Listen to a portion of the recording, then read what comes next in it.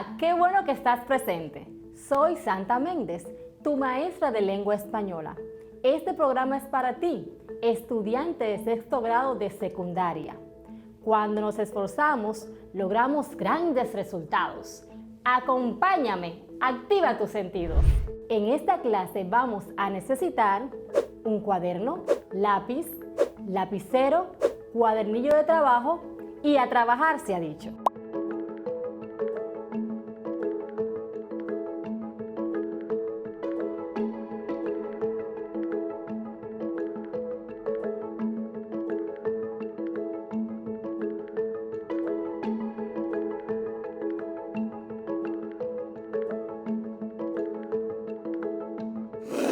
En nuestra clase anterior hablamos sobre la argumentación y algunas de sus características.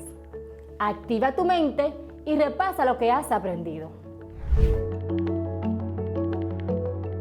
¿En qué consiste el ensayo científico? ¿Puedes establecer la diferencia entre persuadir y convencer? ¿Cuáles son algunas de las características del ensayo?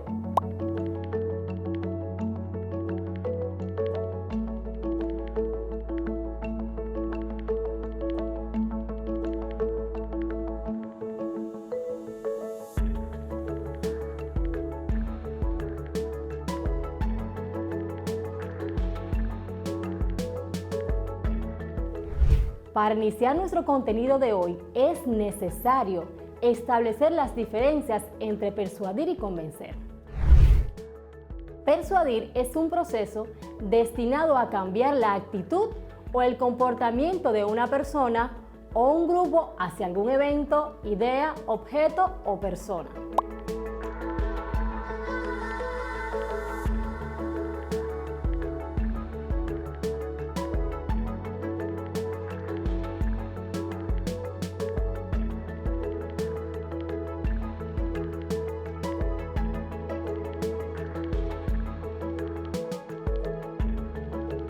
La persuasión es la consecuencia de un razonamiento bien elaborado, demostrable y por tanto convincente. El lector es seducido por la habilidad del ensayista que supo estructurar su teoría de una manera ordenada y sistemática.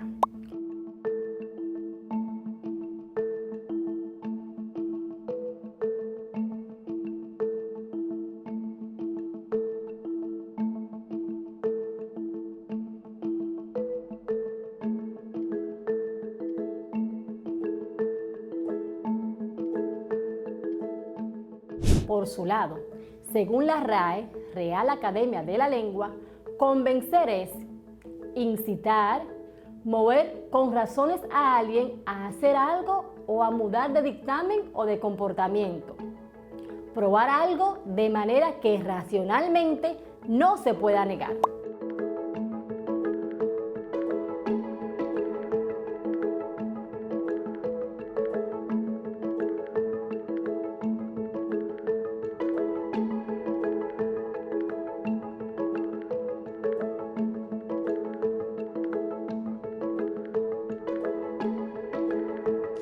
La argumentación bien construida se convierte en una demostración que finalmente, una vez asimilada por el lector, le puede persuadir de todo o en parte de las ideas desarrolladas por el autor del ensayo.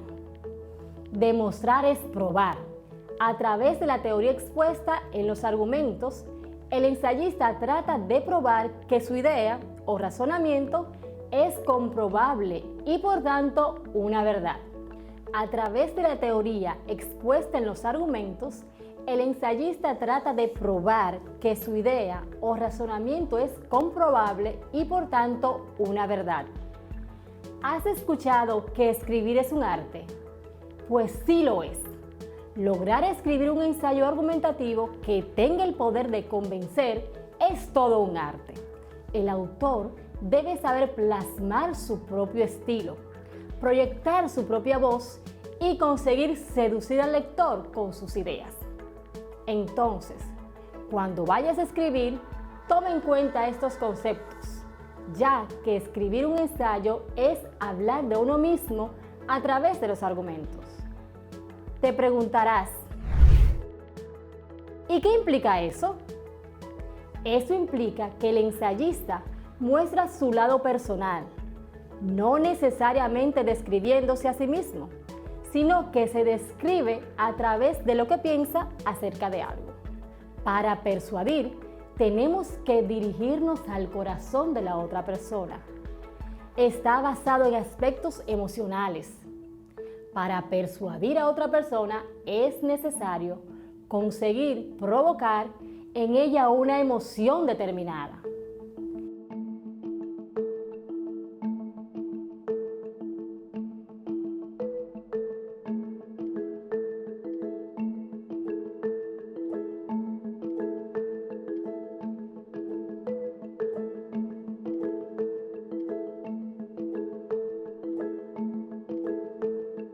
Toma en cuenta lo siguiente. Debes conocerte a ti mismo y saber utilizar tus palabras. Si eres capaz de generar empatía y un sentimiento positivo, tendrás más oportunidad para persuadir. Vamos a analizarlo de otra manera. Ante la llegada de la pandemia, la Organización Mundial de la Salud y la Organización Panamericana de la Salud han estado alerta con recomendaciones pertinentes de medicamentos que pueden mitigar el virus y algunas formas de prevenirlo o no contagiarse. Los diarios y revistas especializadas recogen importantes estudios, informaciones y reflexiones de expertos sobre el COVID-19. Es por eso que en la clase de hoy te propongo la lectura de ensayos científicos publicados en las fuentes que estén a tu alcance y luego elaborar comentarios. Quédate muy atento a los recursos utilizados para comunicar sobre este problema que nos afecta a todos. Toma en cuenta si genera empatía o motiva a un cambio de conducta. ¿Logra persuadir o convencer?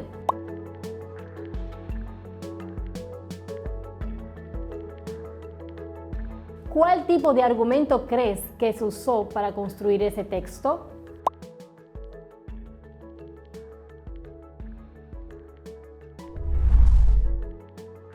Que tenemos el mar lleno de plásticos no es algo nuevo. Ya nos sorprenden imágenes de playas llenas de desechos, animales atrapados en anillas o que parte de los peces que comemos vengan con el estómago lleno de plástico. Lo que es posible que no sepas es que hay tanto plástico en el mar que incluso se han formado 5 descomunales islas en los 5 grandes giros oceánicos que se producen en el planeta. Bueno, no son exactamente islas. Más bien son 5 supermanchas, del tamaño de Estados Unidos y Europa, que no paran de crecer, porque cada año se tiran a los océanos más de 8 millones de toneladas de plásticos. Pero, ¿cómo llega todo este plástico tan lejos? ¿Cuáles son las consecuencias? Y sobre todo, ¿se puede limpiar?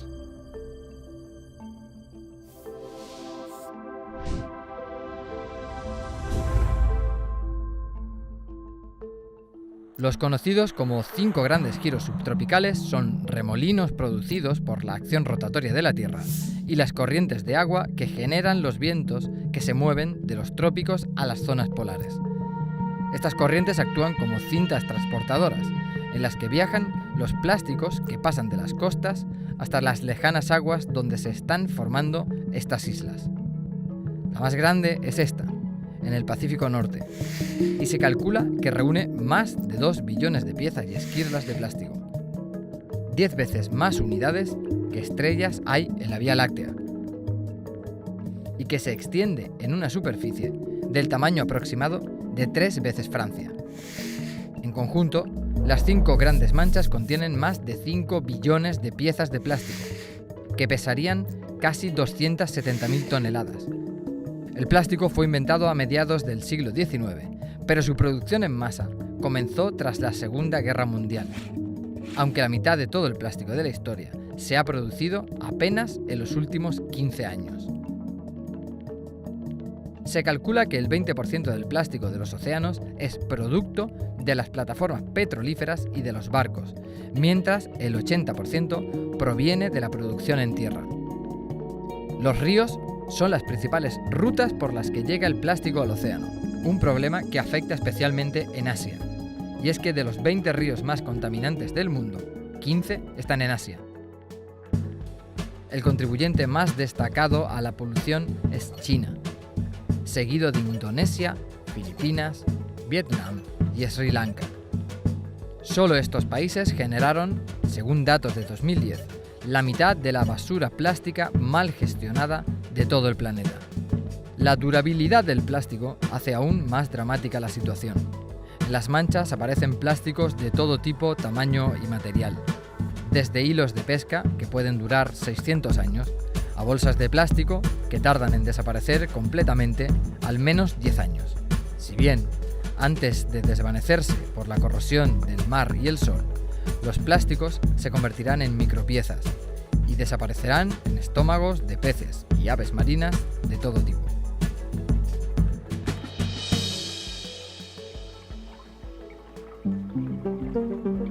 Y la solución a este problema no es nada sencilla. Como bien sabe Boyan Slat, este holandés de 25 años, que es el único que ha propuesto un sistema que podría funcionar para reducir en un 50% la mancha del Pacífico. Porque mientras, ningún país está dispuesto a asumir los costes de retirar esas exorbitantes cantidades de desperdicios en tierra de nadie. Y luego, porque a cada minuto que pasa, la cantidad de plásticos en el mar va aumentando sin parar. Parecía que la solución podía llegar tras una reunión de Naciones Unidas en Nairobi a finales de 2017. Allí se buscaba aprobar algo parecido a los acuerdos contra el cambio climático de París, pero en su versión mares limpios. Los 193 países llegaron a un acuerdo que quedó más bien en papel mojado, ya que ni grava la producción de plásticos, ni es vinculante, ni puede sancionar. Aunque lo más difícil, seguramente, será explicar a las generaciones futuras cómo y por qué la humanidad decidió utilizar los océanos como enormes vertederos de plástico. En el audiovisual que acabamos de escuchar, puedes darte cuenta de que la expositora plantea una tesis. Para sustentar la idea, utiliza distintos argumentos. ¿Cuál tipo de argumento crees que se usó para construir ese texto?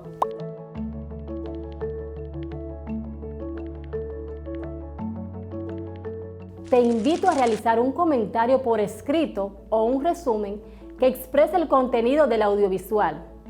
Puedes partir de las siguientes interrogantes. ¿Cuáles de esos argumentos son para persuadir y cuáles son para convencer? Comparte tu comentario con tus compañeros y maestros.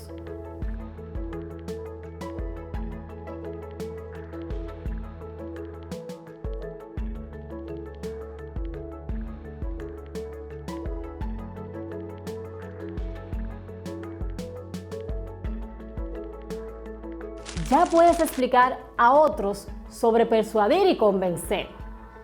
Cuando las razones que sustentan la idea están basadas en conceptos que son realizados generalmente aceptados o hechos científicos que no pueden contradecirse, entonces son conocidos como argumentos racionales.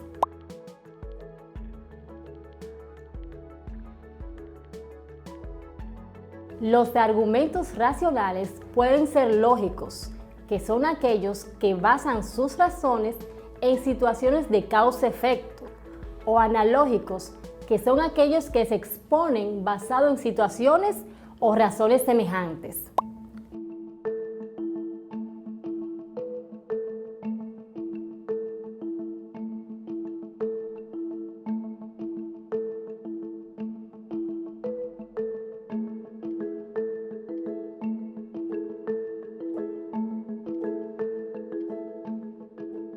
Por su parte, los argumentos emocionales tienen la intención de provocar emociones relacionadas sobre todo con los deseos, miedos o dudas, para conmover y suscitar una reacción de simpatía, empatía o rechazo.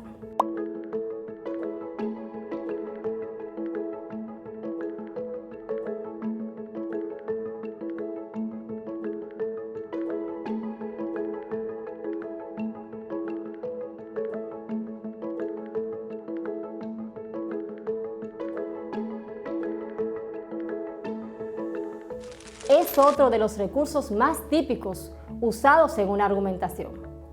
Practiquemos. Selecciona cuál de estos argumentos son racionales y cuáles son emocionales. En la República Dominicana, las cifras de contagio han disminuido por las fuertes medidas tomadas por el gobierno. Tener mascotas en la casa ayuda a fortalecer la estima e incentiva el cuidado de otros seres vivos. Además, los niños disfrutan de su compañía y son capaces de crear fuertes lazos de afecto.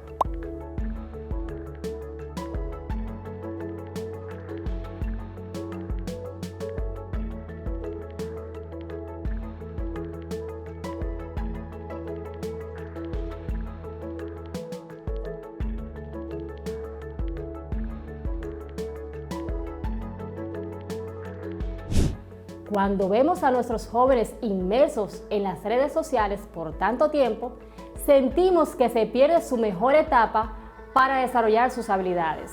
¿Cómo dejar en casa mi celular? Si con él puedo conectarme con mis amigos, chatear con mi prima, realizar mis tareas y entregarlas a tiempo aunque esté fuera de casa.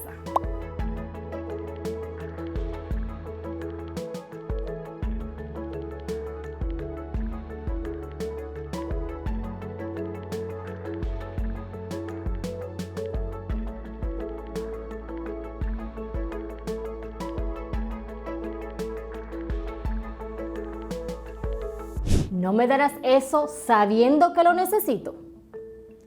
Para que una nación alcance un desarrollo económico considerable y que permita que su población tenga un buen nivel de vida, es casi obligatorio que el Estado aumente el presupuesto destinado a educación científica y tecnológica.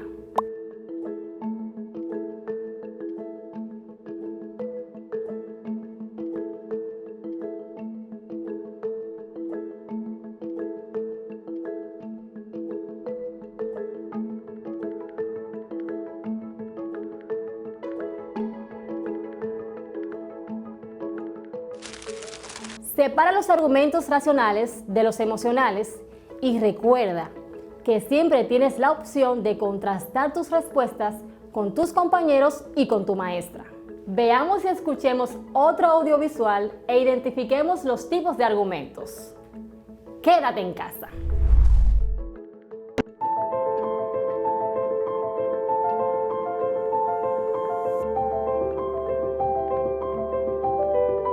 ¿Nos han separado? Al contrario, nos han unido. Nos han forzado a encontrar la tranquilidad donde habíamos dejado de buscarla. Nos han regresado con nuestras familias. Nos han permitido regresar con los nuestros, que por el andar de los días solo podíamos vernos unas horas. Y son aquellos con los que siempre debemos estar y a quienes debemos proteger. Hay quienes están peleando la guerra, una guerra que es de todos, pero ellos están en primera fila.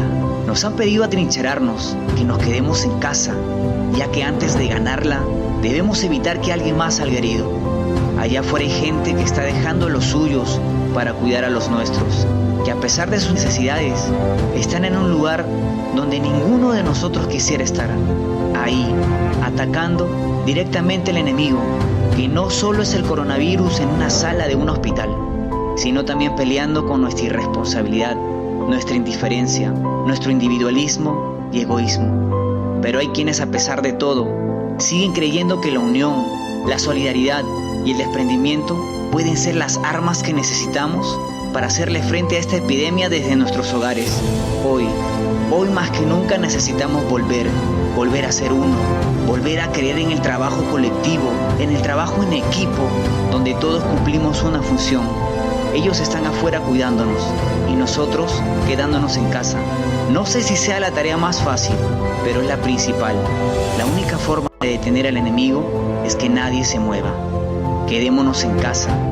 Hagámoslo por los nuestros y por los miles que están afuera sacrificándose. Esta guerra la vamos a ganar todos, con ellos afuera y nosotros desde casa.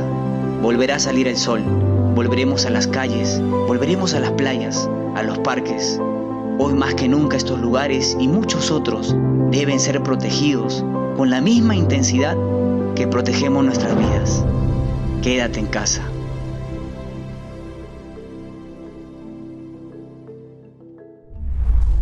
Ya se respira un aire de esperanza.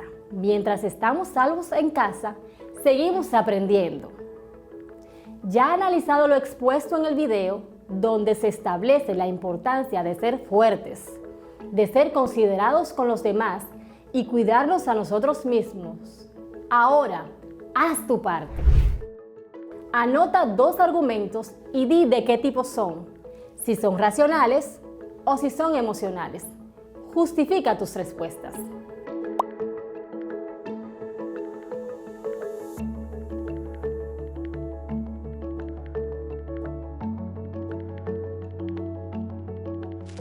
Comenta con alguien allegado a ti. Puede ser padre, madre, hermanos o vecinos. Y dale 2 argumentos de por qué todavía es necesario quedarnos en casa. Recuerda que hemos hablado de algunas de las características del ensayo argumentativo. ¿Puedes mencionar algunas? En la clase anterior, identificamos la estructura de un texto, formada por punto de partida, planteamiento de la tesis, argumentos y conclusión. También destacamos los tipos de argumentos por causa-efecto. Hoy vimos argumentos emocionales y los basados en razonamientos. Repasemos los conceptos de hoy: persuadir, convencer, argumento por razonamiento, argumentos emocionales. Puedes responder nuevamente las preguntas iniciales. ¿En qué consiste el ensayo científico? ¿Puedes establecer la diferencia entre persuadir y convencer? ¿Cuáles son algunas de las características del ensayo? El discurso argumentativo pretende defender una idea. Para lograr este objetivo es necesario establecer las diferencias entre convencer y persuadir.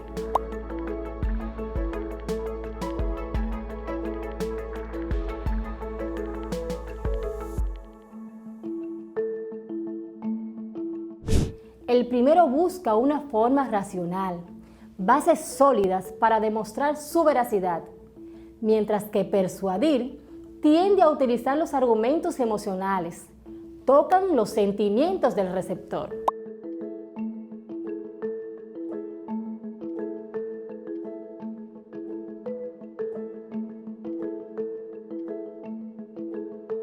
A manera de reflexión, puedes completar estas frases. Hoy aprendí, lo puedo utilizar para, y así hemos llegado al final de la clase de hoy. Comparte lo logrado con tus maestros y continúa practicando con tu cuadernillo. En nuestra próxima clase trabajaremos con la selección de las ideas, las cuales te ayudarán a elaborar la tesis de tu ensayo. Sigue dando lo mejor de ti. Si te esfuerzas hoy, triunfarás mañana. Recibe las más ricas bendiciones del cielo. Nos vemos luego.